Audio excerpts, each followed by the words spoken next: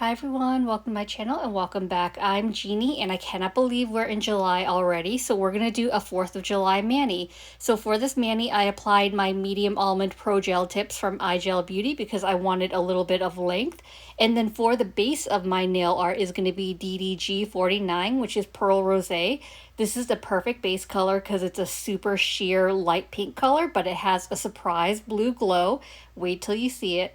And we're also going to play with some blooming gel. It's been quite a while since I've used some blooming gel, but this is going to be a really fun set.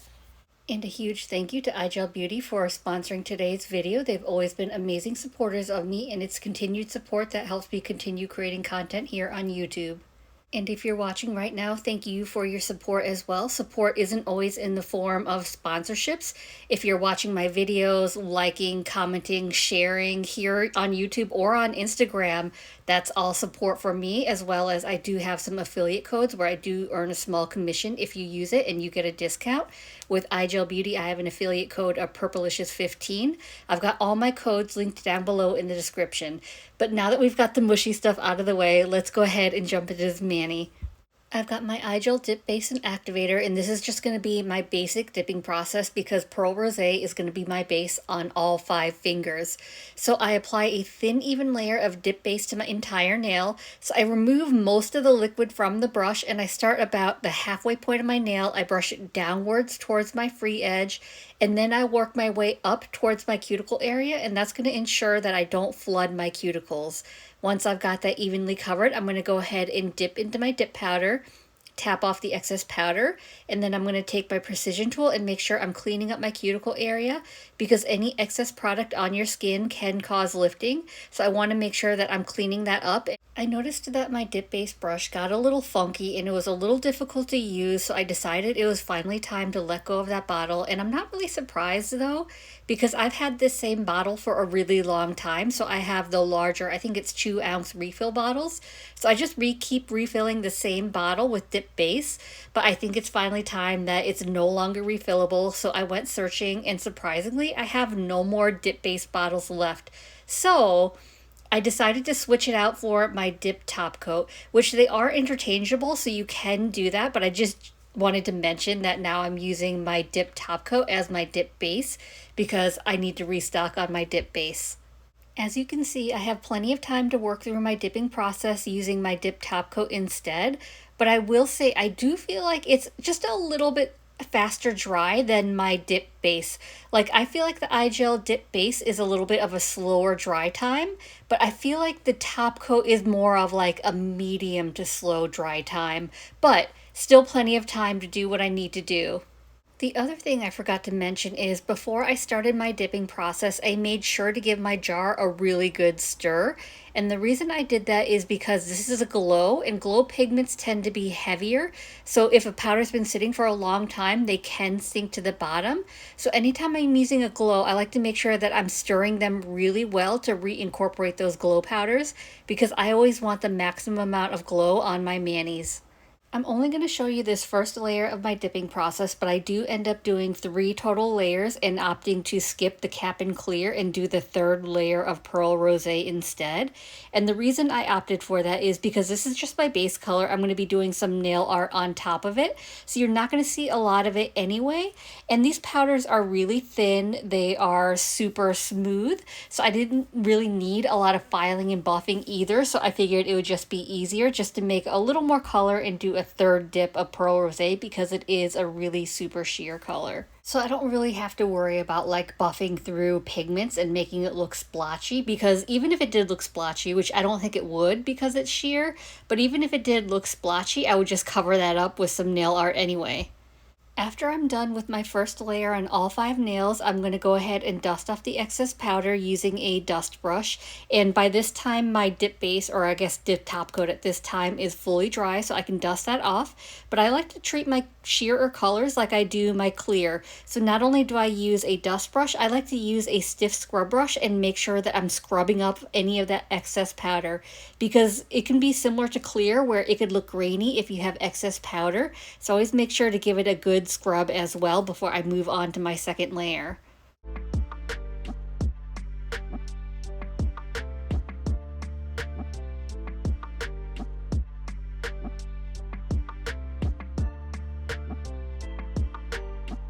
I finished up my additional 2 layers off camera, so now I'm ready to activate my nails. I'm going to apply a generous amount of activator to all my nails because I want to make sure that it's penetrating through all 3 layers of the dip powder, because my activator is what cures my dip powder. So it hardens the dip powder in order to be able to file and buff, so it's not gummy or doesn't come off in chunks when I file and buff. And because these powders are so thin and smooth, I just did a little bit of filing to clean up my shape a little bit, and then just a light buff on top, and that's all it really needed.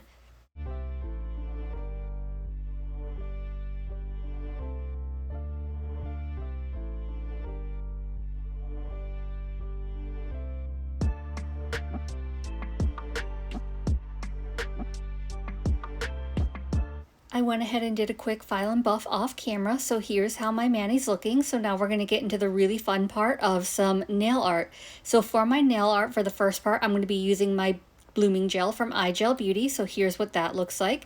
And then 3 colors I'm going to be using. First one is LB169 Rose Garden. So I have my resin palette. I'm just going to apply a little dollop of all my colors to my resin palette just to make it easier to pick up for that art. So once I've got that down, the blue I'm going to be using is B26 Silent Spring. So this is from the iGel Match collection, which I love this collection, and I wish it had matching dip powders because the colors in here are so unique. But that's, you know, a whole nother story. And then the last color I'm going to be using is white. See, the red, white, and blue is LB01 Chalk White, which is a super opaque white gel polish. I love this one. I think it's really great, and it's a one coater as well.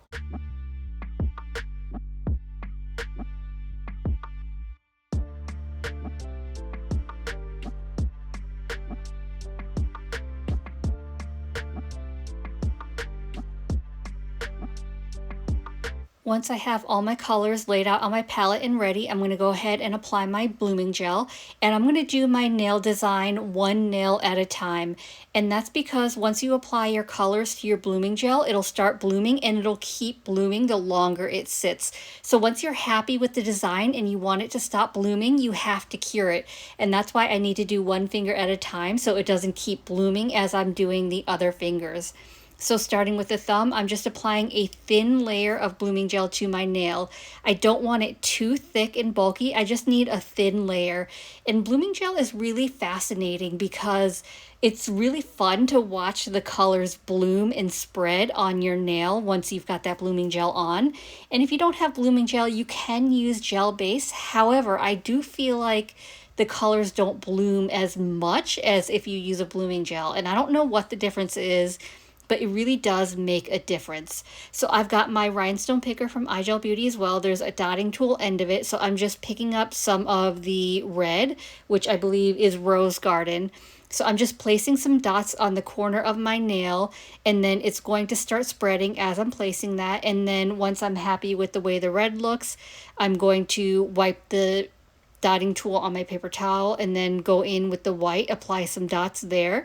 And I'm kind of doing them a little further apart, knowing that they're going to spread and kind of run into each other a little bit. So I want to make sure there's enough room so it's not just like a blob, that there are actually like defined shapes to it. So I'm just kind of randomly placing designs. I don't really have like a pattern in mind, and you'll see that each nail is going to be different.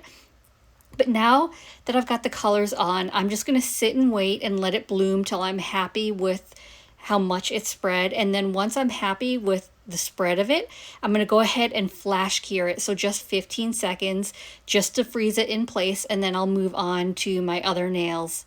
Look at how fun this turned out. I think the thumb ended up being my favorite nail, but I'm going to be doing a different design on all my nails. So I'm going to walk you through one more, and then I will let you watch the rest. So I'm just going to apply a little bit of that blooming gel. So I've removed most of the blooming gel in the bottle because I don't want too much. And I'm just applying a thin, even layer to my entire nail. So I start about the middle of my nail. I brush my way down towards my free edge, and then I work my way up towards the cuticle area because I don't want any gel on my skin, because uncured gel on your skin can cause allergies.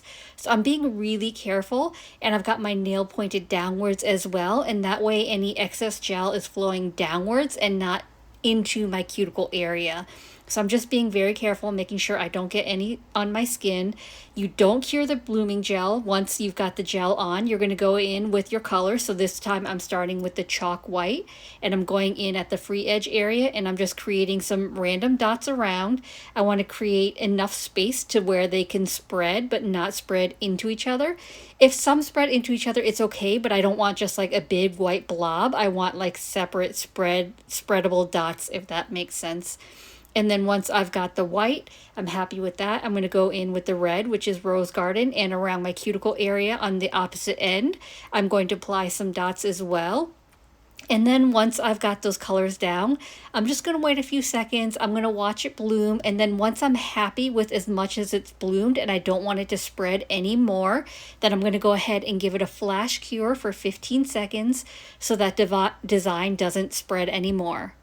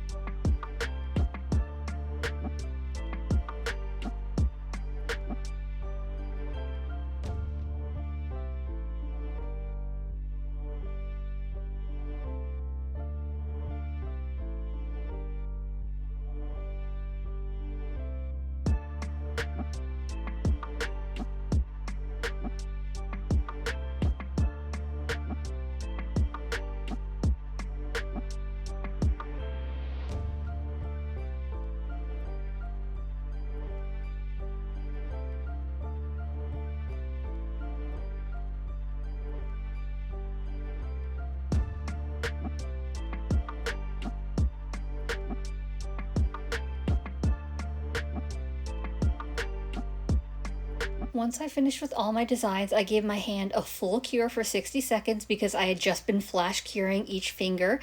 And so now I'm going to get into stamping because I wanted to add some stars to my design, but I cannot hand draw. We would be here 100 years if I tried to hand draw all these stars. So we're going to do some stamping instead. So I've got my Maniology stamping plate. This is M483. And for my stamping polish, I'm actually going to be using my iGel Beauty Lacquer Baby Powder.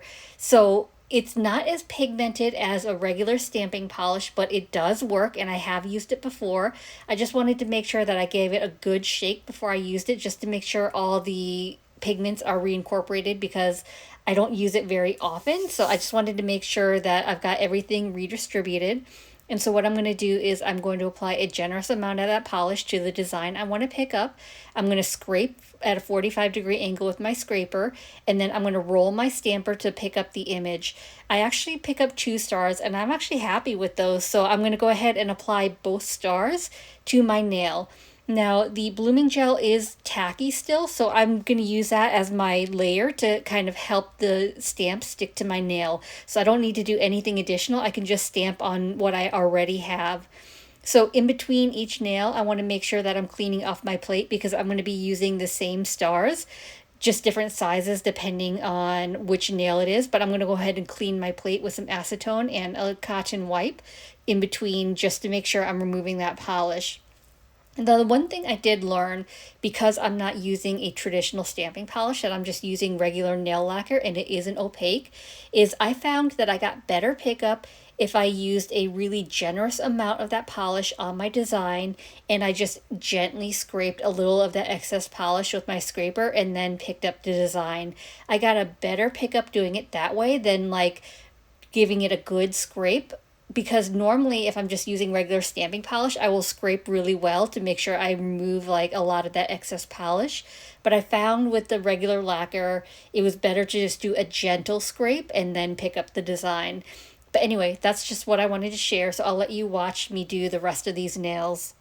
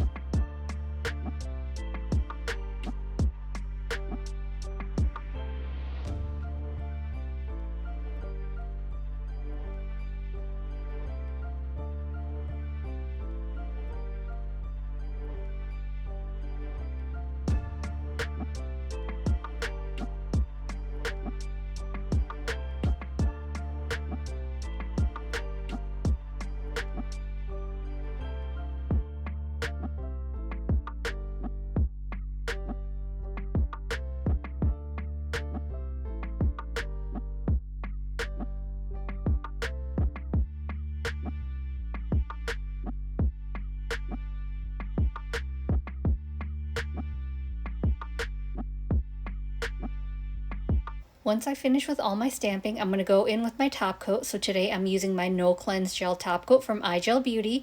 And I just want to make sure that my stamp is fully dry before I go in with my top coat because I don't want to smudge it. So whenever I'm using a gel top coat, I like to cap my free edge first. And capping your free edge is important for longevity of your mani. And I like to do my free edge first because if I create a ledge, if some of it gets onto the surface of my nail, once I'm doing the surface of my nail, I'm smoothing out any of that ledge. So that's why I like to do that first. And I always do my thumb separately so that I can cure it facing upwards. And then I will just flash cure it once I'm done. And then I'll do the rest of my nails and then give them all a full cure together. And that's because when I put my hand in the lamp, if I lay my hand flat, my thumb is sitting sideways, so the gel could run into my sidewall, so I like to do my thumb separately. So I just turned my thumb upside down for a few seconds just so it could level, give it a flash cure, and then I'm going to do the rest of my nails.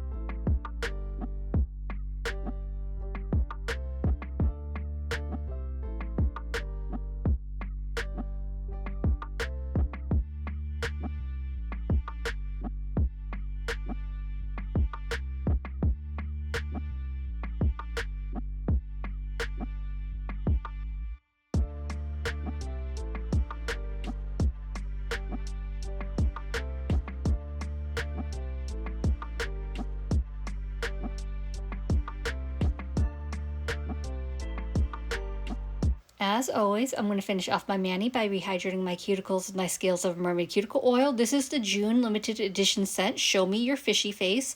And this one is so tart and fruity and so amazing. This is now my new favorite scent. Now, this isn't released at the time I'm recording this video, but by the time you're seeing it, it released yesterday, Sunday, June 30th. So if it sells out, because I wouldn't be surprised if it does, she will restock it at least once. So there is a chance, but make sure you snag this one because it is amazing. And I do have an ambassador code. You can use code Jeannie10 to save 10% off your order. So that pretty much wraps up today's video, and I forgot how much I love blooming gel. It's just so fun to play with, and I love that you have control over how you want your design to look, and you can stop the spreading by curing it depending on when you're happy with that design. I think thumb is definitely my favorite. What's your favorite design finger? Anyway, I hope this video is helpful. I hope you enjoyed it, and if you did, I'd appreciate it if you gave this video a thumbs up. It lets me know to continue creating content like this, and it also helps YouTube recommend me to others, which helps grow my channel. And if you haven't already, please consider subscribing. I upload content every Monday and Thursday at 9:30 a.m. Eastern Standard Time. As always, I appreciate you being here. Have a safe and fun, happy 4th of July, and I will see you in the next one. Bye.